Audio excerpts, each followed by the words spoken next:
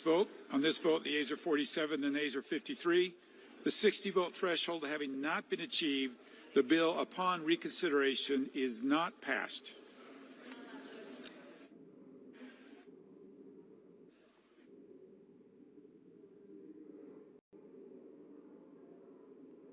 Vote. On this vote, the ayes are 47, the nays are 53. The 60-vote threshold having not been achieved, the bill upon reconsideration is not passed.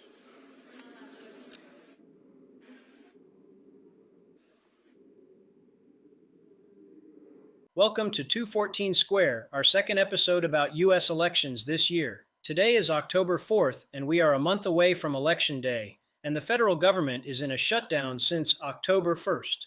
We start with New York City. The Big Apple is electing a new mayor, and the incumbent, Mayor Eric Adams, has withdrawn from the election. He recently had 7 percentage points and trailed his Republican contender, Curtis Sliwa, by 4 points. Adams won the mayoral election in 2021 against Sliwa with 66% of the casted ballots. He succeeded Mayor Bill de Blasio, a Democrat who was term limited. In the race for the mayor's office in New York City are the Democratic nominee Zohran Mamdani, who was a member of the New York State State Assembly since 2021, Curtis Sliwa, the nominee of the Republican Party, and former New York Governor Andrew Cuomo.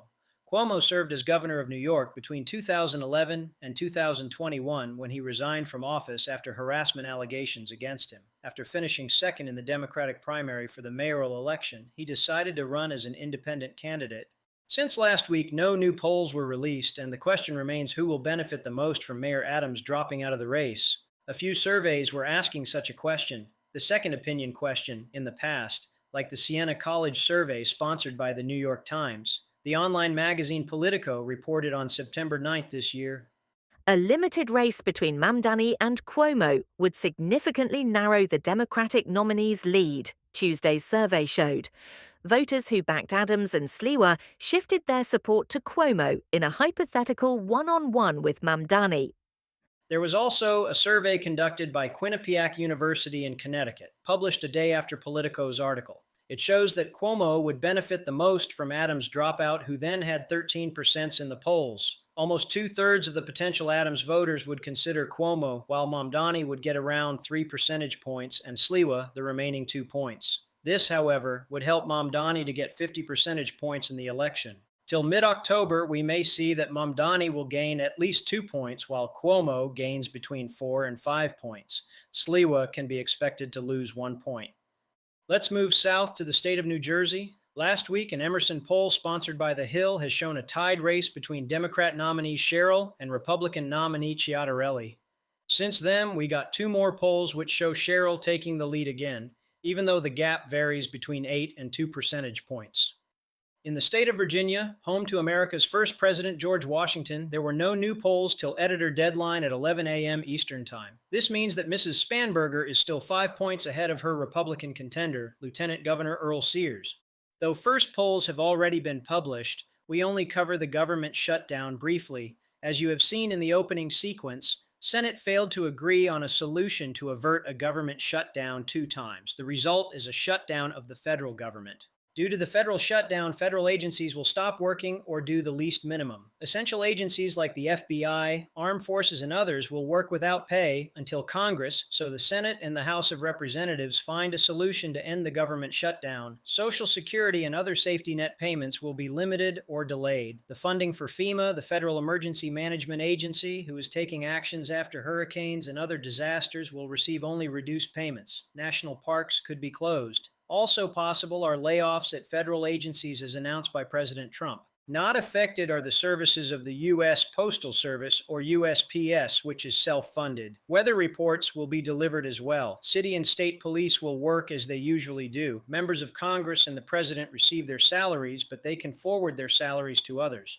Last week we looked at the job approval rates of President Trump. Since then, we got new numbers. Before we move on, we changed the format of the ratings to give you a better readable chart. We show you the net approval rating, so the positive rating minus the negative rating, and we show you the average in every week.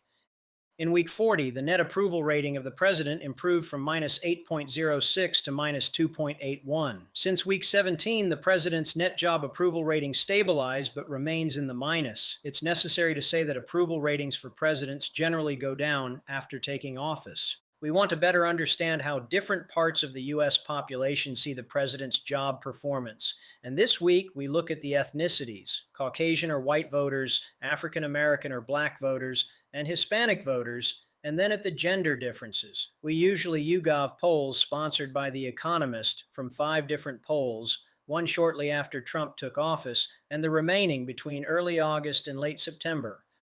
We start with the Caucasian or white voters. The majority of them had a positive look at his job performance, though the number of those who had strong negative or strong positive views were almost equal. Despite the variations since then, and the months from February till July are not included, we can see that the number of voters with no opinion halved, and the number of white voters with strong positive approval rating decreased by 7 points, while those with strong disapproval ratings increased by 6 points. Those who have somewhat negative or strong positions remained equal. In comparison, more than 2/3 of African American voters had a negative opinion of Trump's job performance. This opinion worsened since then and reached over 85 percentage points today. Almost 3/4 strongly disapprove with Trump's job. Only 11% approve Trump's job. Another large population group are Hispanics. Trump took office with 50 percentage points job approval, and 10% were unsure if they approve or disapprove his job. Hispanics, to underline their importance, were among the voter groups who helped Trump to win the 24th election. The low point of Trump's approval rating among Hispanic voters was in early September, when only 27% of Hispanic voters approved his job, while 70% disapproved it. Till the end of September, improved for the president, with now 34% approval, 7% up since the low point. So altogether, we see that black and Hispanic voters have the lowest net job approval ratings for Trump, while white voters are struggling. We then look at men and women see Trump's job. We start with men. Here we see similarities between the view of men and white voters, where the majority had a favorable look at Trump's job performance and with strong opinions on both sides. Since then, Trump's net approval rating worsened so that a half of male voters surveyed by YouGov have a negative opinion of Trump's job, while those with positive views now have 46 percentage points, almost 10 points less than at the beginning of his term. In comparison, 47% of women disapproved Trump's job from the beginning, the majority of them strongly. 40% approved his job. Even here, the majority of those women approved his job strongly. 13% were not sure. At the end of September, more than 2/3 of women asked disapprove the president's job, almost 50% strongly. His strong approval dropped by 5 points to 22, and his overall approval dropped by 2 percentage points to 38. The highest influx of disapproving women came from those who at the beginning were unsure about Trump's performance. Their number dropped by 7 percentage points from 12 to 5%. In a direct comparison, we see that women show a stronger disapproval of the president's job over men with gaps between 20 and 15 points. That's it for today. Next week, we will look at other demographics and also see how New York, Virginia, and New Jersey will change. Thanks for watching.